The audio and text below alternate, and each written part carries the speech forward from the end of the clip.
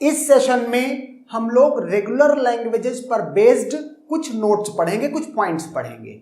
Okay, पहला point है every subset of regular language need not be regular. पहली बात तो ये कि ये हम नोट्स पढ़ क्यों रहे हैं, मीन्स ये पॉइंट्स क्यों पढ़ रहे हैं, एक तरह से ये पॉइंट्स टू रिमेंबर है, आपको याद रखना है। ओके, लेकिन ये इसलिए पढ़ रहे हैं कि हो सकता है कि जो क्वेश्चन हो वो उसमें स्टेटमेंट्स लिखी हो। अब लेट की यही स्टेटमेंट लिखी है, every subset of a regular language need not be regular. ये स्टेटमेंट ट्रू है या फॉल्स है, आपको ये बताना है। ओके, तो इसको करने का तरीका क्या है कि काउंटर एग्जाम्पल दिमाग में लाओ। ओके, जैसे कि मैंने जब ये स्टेटमेंट पढ़ी कि every subset of a regular language need not be regular, तो इसको काउंटर करना है मुझे। ओके, तो मैंने क्या कहा, एक लैंग्वेज ली L1, वो क्या थी, यूनिवर्सल लैंग्वेज थी, ओवर A, B। ओके, अब मैंने दूसरा क्या कहा, एक लैंग्वेज L2 ली, क्या L2 सबसेट है L1 का? यस, L2 सबसेट है L1 का। ओके, अब देखना L2 इज सबसेट और नीड नॉट बी रेगुलर। तो ये देखो L1 ये तो रेगुलर लैंग्वेज है क्योंकि इसने कहा था every subset of a regular language, तो ये रेगुलर लैंग्वेज थी L1। और L2 क्या है, L2 जो लैंग्वेज है वो रेगुलर तो नहीं है। Okay, not regular language. Okay, जबकि L2 सबसेट ऑफ L1 है, तो every subset of regular language need not be regular, मतलब ये नेसेसरी नहीं है कि रेगुलर लैंग्वेज का हर सबसेट क्या हो, रेगुलर।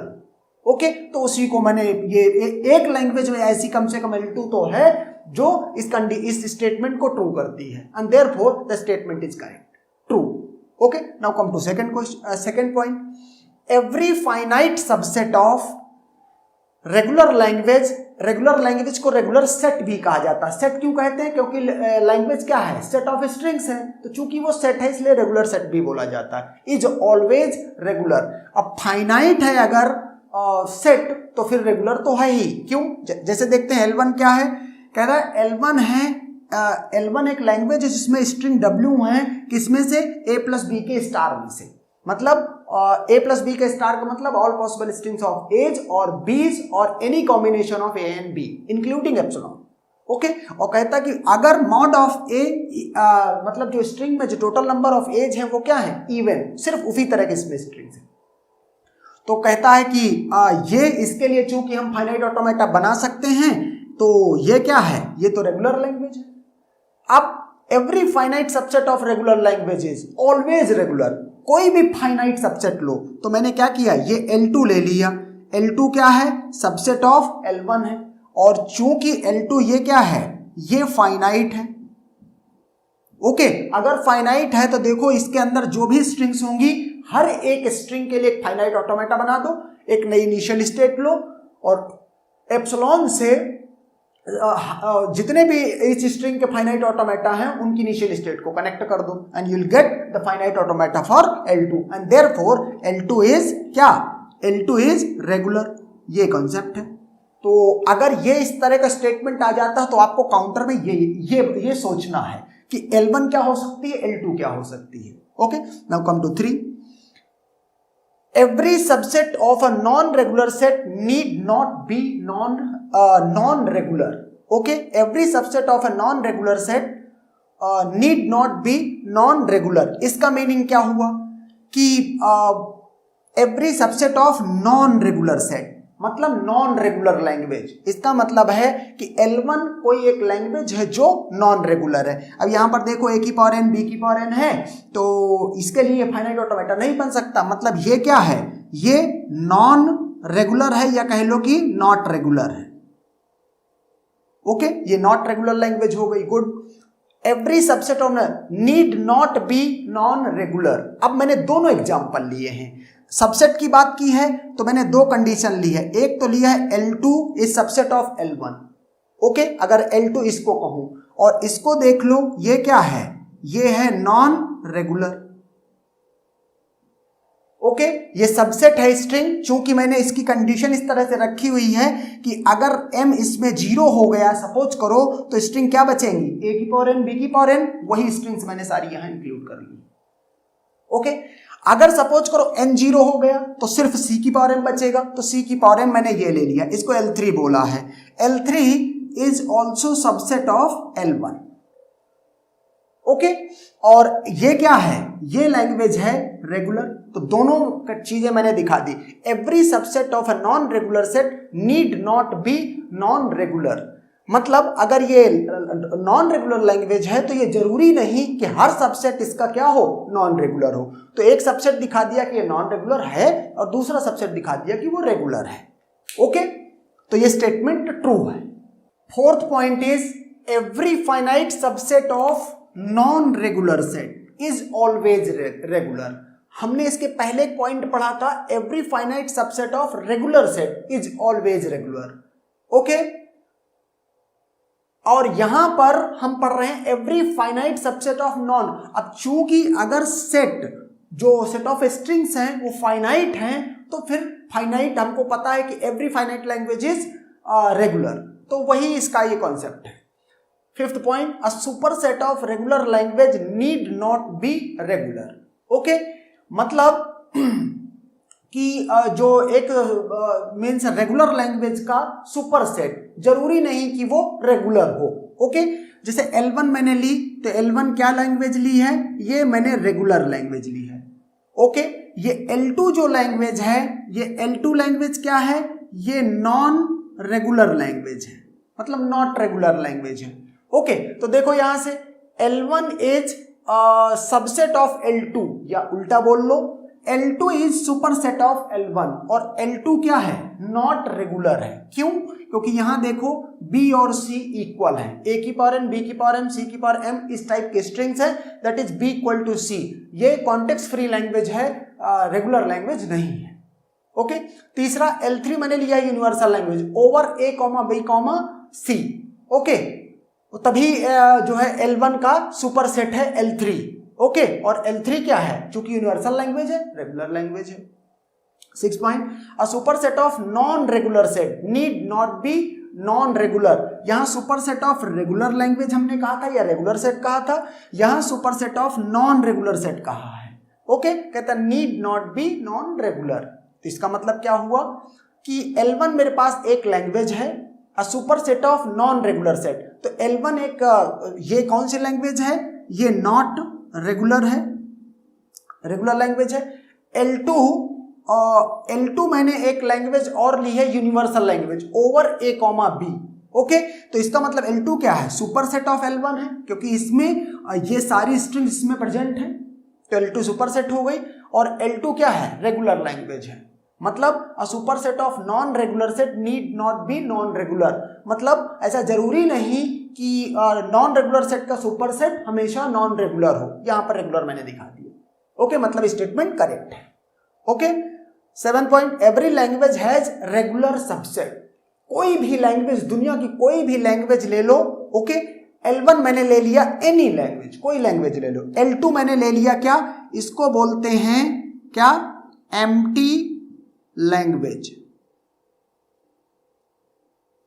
ओके तो यहां देखो L2 is subset of L1, L2 subset है L1 का, और L2 क्या है, एम्प्टी लैंग्वेज हमेशा रेगुलर लैंग्वेज होती है। एम्प्टी लैंग्वेज का फाइनाइट ऑटोमेटा क्या होता है, ये simple, that's it.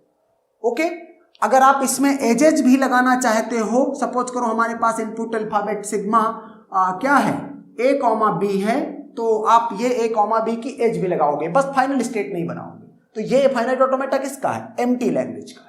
Now 8th point, finite intersection of regular sets is always regular.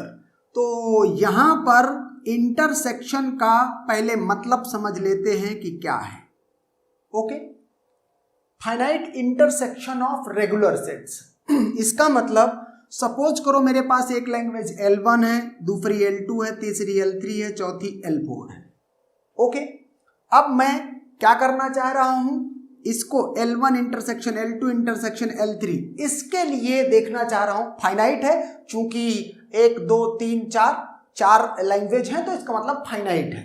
अब मैं इसका इंटरसेक्शन कर रहा हूं तो कहता है finite intersection of regular sets is always regular language, या finite sets of regular languages is always regular language. इसका मतलब क्या है, देखो L1 के लिए मैं इंडिविजुअली फाइनाइट ऑटोमेटा 1 बनाऊंगा, इसके लिए 2 बनाऊंगा, और इसके लिए फाइनाइट ऑटोमेटा 3, और इसके लिए फाइनाइट ऑटोमेटा 4। फाइनाइट है तो मैं सबके लिए फाइनाइट ऑटोमेटा बना दूंगा।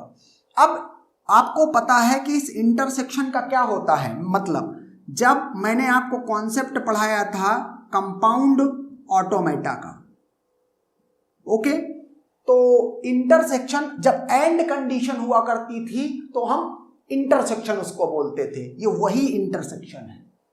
ओके, फाइनल स्टेट बनाते, जैसे सपोज करो L1 L2 इंटरसेक्शन L2 कर रहा हूं तो L1 की जब L1 L2 का कंपाउंड ऑटोमेटा बना देंगे तो L1 और L2 की दोनों की फाइनल स्टेट जिस पर्टिकुलर एक स्टेट में होगी सिर्फ वही स्टेट फाइनल स्टेट होगी।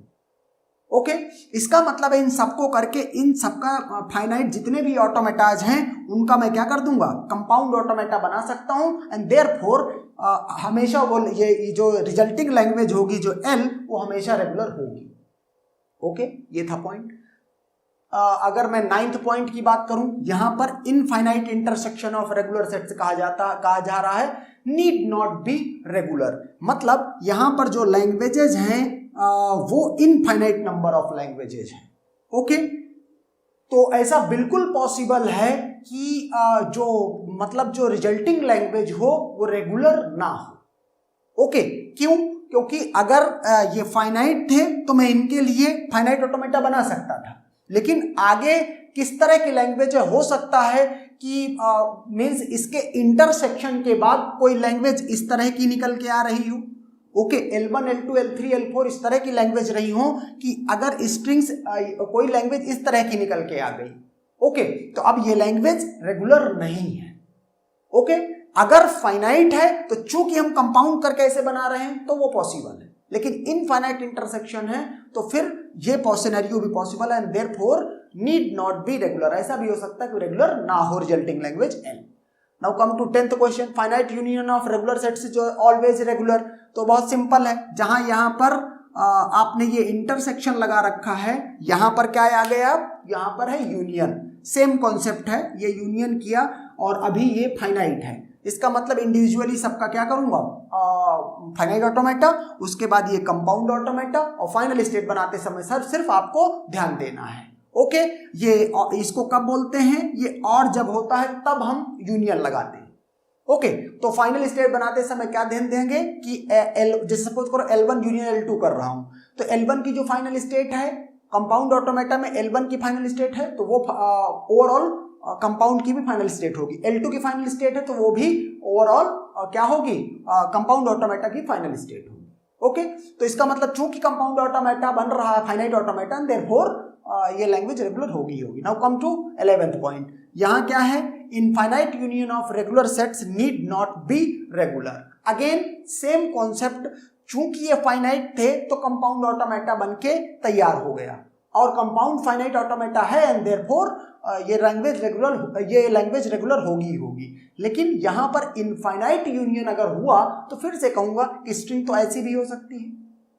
ओके, लेट की जो लैंग्वेज L1 L2 L3 है, L1 है सिर्फ ये एक स्ट्रिंग की लैंग्वेज, L2 है ये, L3 है ये, ओके, L4 है ये, एंड सो ऑन। सपोज करो इसी तरह की सारे स्ट्रिंग्स हैं।